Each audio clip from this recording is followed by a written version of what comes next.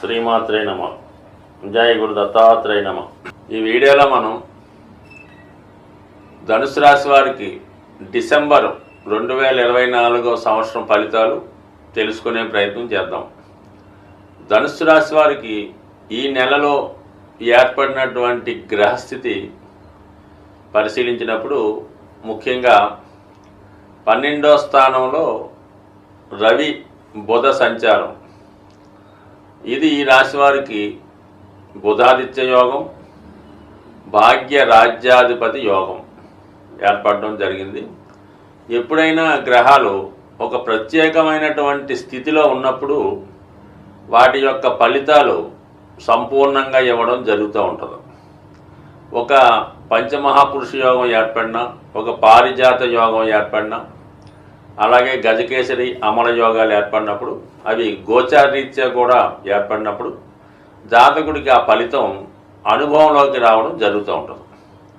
మరి ఇప్పుడు ఈ భాగ్య రాజ్యాధిపతి యోగం ధనుసు రాశి వారికి ఇది దూర ప్రాంతంలో ఉద్యోగ ప్రయత్నాలు చేస్తున్న వారికి కానీ, లేదా దూర ప్రాంతంలో విద్య అభ్యసించే వాళ్ళకి ఈ గ్రహస్థితి చాలా వరకు అనుకూలించే అవకాశం ఉన్నది.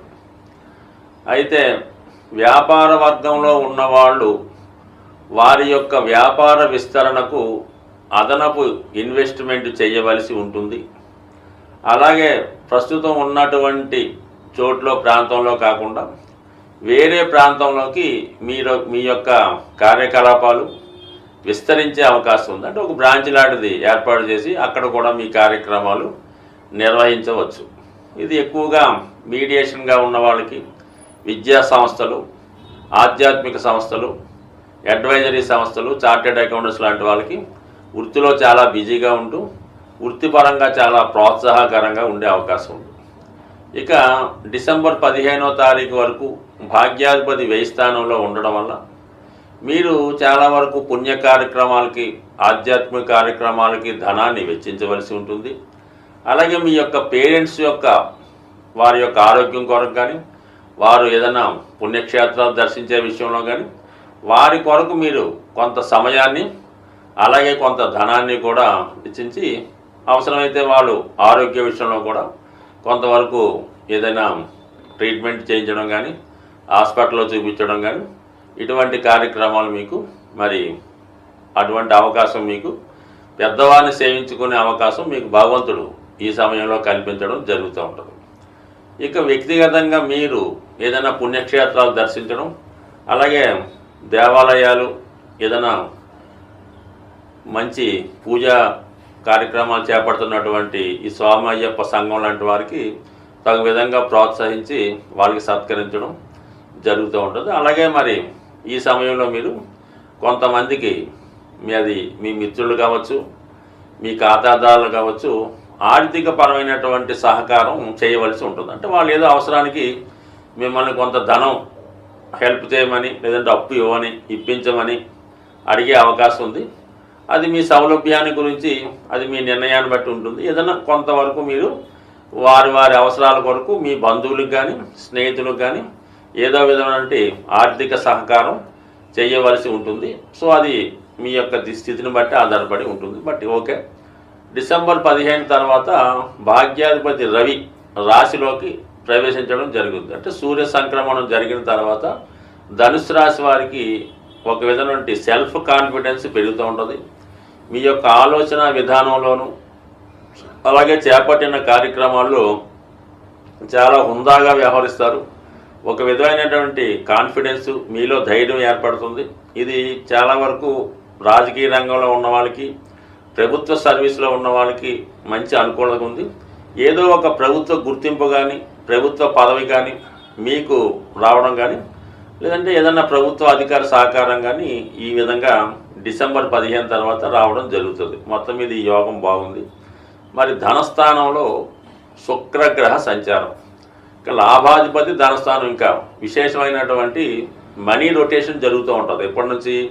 డిసెంబర్ 2వ తారీఖు నుంచి ఇంచుమించుగా నెలాఖరు దాకా ధనస్థానంలో శుక్రగ్రహ సంచారం ఆటోమేటిక్గా మీ కుటుంబ సభ్యుల యొక్క ఆదాయం పెరుగుతుంది, మీ కుటుంబంలో ఒకరికి ఏదో ఉపాధి అవకాశాలు ఉద్యోగం రావడం వల్ల వాళ్ళకి అనుకూలంగా ఉంటుంది. అలాగే కొన్ని సందర్భాల్లో వివాహం ఏదో ఒక వేడుక మీ కుటుంబంలో జరగడం వల్ల ఎక్కువగా బంధుమిత్రులు మీ కుటుంబాన్ని సందర్శించడం, మీ ఆతిథ్యాన్ని స్వీకరించడం జరుగుతూ ఉంటుంది. అలాగే ఆకస్మిక ధనలాభం వల్ల కానీ గతంలో మీ నుంచి ఫలితం పొందినవారు, మీ నుంచి ధనం తీసుకున్నవారు సకాలంలో మీకు ఈ సమయంలో తిరిగి ధనాన్ని మీకు ఇవ్వడం, ఏదంటే మీకు ఏదైనా బహుమతి రూపంలోనూ మీ సేవలకు మెచ్చి ఏదైనా సహకరించడంలో మొత్తం మీద ఫైనాన్షియల్ సపోర్ట్ చాలా అనుకూలంగా ఉన్నది.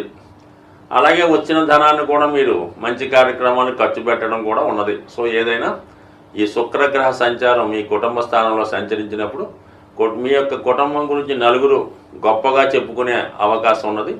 ఎప్పుడూ ఏదో ఒక బంధువులో మిత్రులో రాకపోకలతో అది ఒక సందడి వాతావరణం నెలకొనే అవకాశం ఉంది. ఇక మెయిన్ గ్రహం మరి కుజుడు ప్రస్తుతం అష్టమ స్థానంలో సంచరిస్తూ ఈ డిసెంబరు 6వ తారీఖున వక్రగమనంలోకి పొందడం జరుగుతుంది. ఆటోమేటిక్గా మీ యొక్క స్థిరాస్తులు భూముల యొక్క విలువ పెరుగుతుంది. తద్వారా మీ యొక్క అసెట్స్ విలువ పెరుగుతూ ఉంటుంది. అలాగే మీ యొక్క సంతానం యొక్క అభివృద్ధి, సడన్గా వాళ్ళకి ఏదైనా ఉద్యోగంలో ప్రమోషన్ రావడం, వారికి వృత్తిరీత్యా అభివృద్ధి కలగడం, వారు ఏదైనా స్థిరాస్తి కొనుక్కోవడం, మొత్తం మీద మీ సంతానం యొక్క అభివృద్ధి చాలా వరకు మీకు అనుకూలంగా ఉండే అవకాశం ఉంది. సో ఏదైనా మరి కుజుడు నీచస్థానంలో బలవంతుడై ఉండడం వల్ల జాతకుడు ఏదైనా ప్రమాదకర వృత్తుల్లో ఉన్న, వాహనాలు వేగంగా నడిపేవారైనా, జాగ్రత్తగా ప్రయాణాలు చేస్తున్నప్పుడు సరైనటువంటి జాగ్రత్త తీసుకోవడం మంచిది. ఏమాత్రం ఈ కార్ రేసులు, మోటార్ సైకిల్ రేసులు అటువంటి వాటిలో పాల్గొనడం కానీ, ప్రమాదకరమైన వృత్తుల్లో సాహసంతో ఉండడం వలన ప్రమాదాలు జరిగే అవకాశం ఉంది. అంటే కొద్దిగా అష్టమ కుజుడు కొంతవరకు ప్రమాదాలకు కారణమవుతూ ఉంటాడు.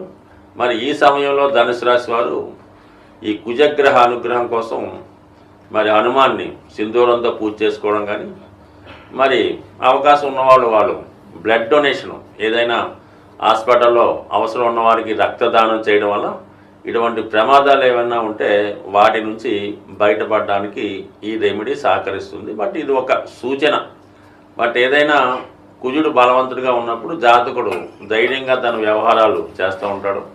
ఇది స్త్రీలకి కూడా చాలా వరకు వివాహ విషయంలో ఉన్నటువంటి అడ్డంకులు తొలగే అవకాశం ఉన్నది.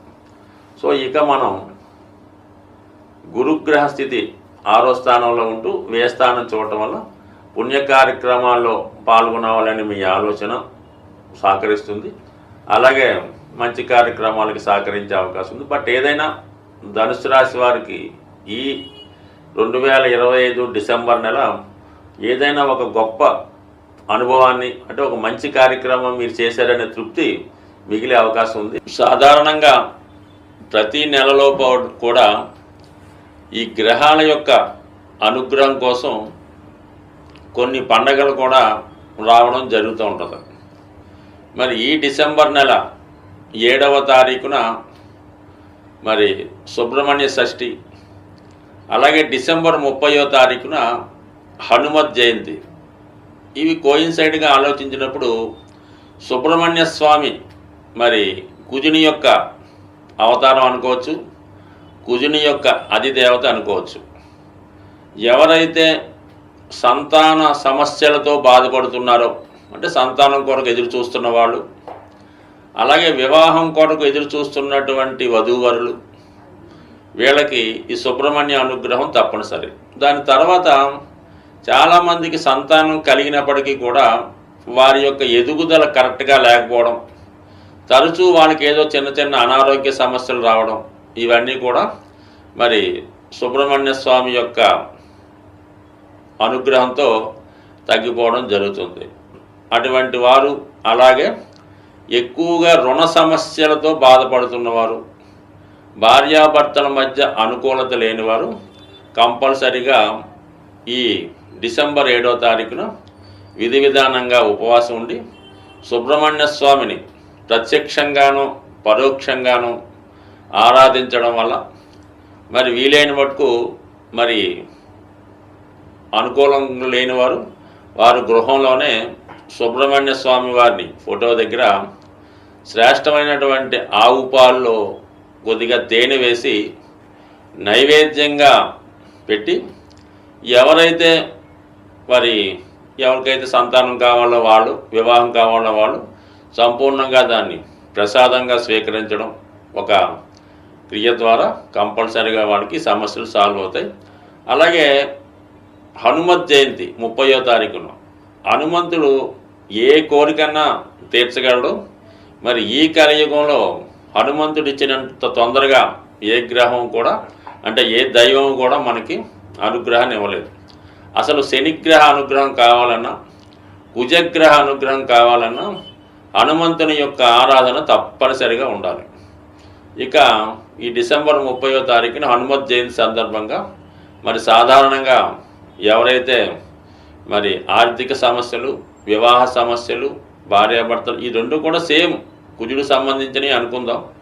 అటువంటి వారు ఈ హనుమత్ జయంతి రోజు తమలపాకులతో స్వామిని పూజ చేయించి అష్టోత్తరం అర్చించి, వీలైతే వడమాల అంటే తయారు చేయించవచ్చు, వడలో తయారు చేసి నైవేద్యంగా పెట్టి భక్తులకి పంచిపెట్టడం వల్ల చాలా వరకు వాళ్ళ యొక్క సమస్యలు సాల్వ్ అవుతాయి.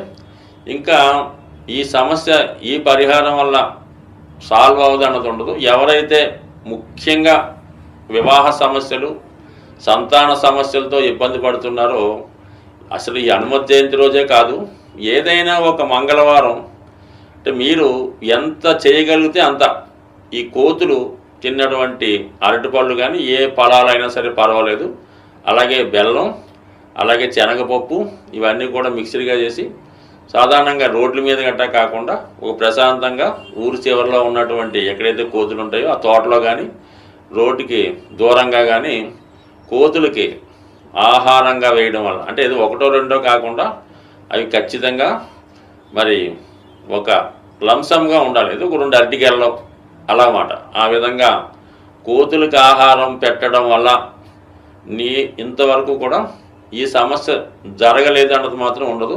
ఒక్కసారి వీలైతే హనుమత్ జయంతి రోజు ఒకసారి ప్రయత్నం చేసి చూడండి. అంటే దీర్ఘకాలిక సమస్యలతో ఉన్నవాళ్ళు, ఇక మనకి వేరే దారి లేదు అనుకున్న వాళ్ళు ఈ కొద్దిపాటి రెమెడీ చేయడం వల్ల సంపూర్ణంగా మీకు ఎక్కడి నుంచి వస్తుందో అనుగ్రహం కానీ కంపల్సరిగా మీ యొక్క సమస్యలు సాల్వ్ అయ్యే అవకాశం ఉంది. స్వస్తి.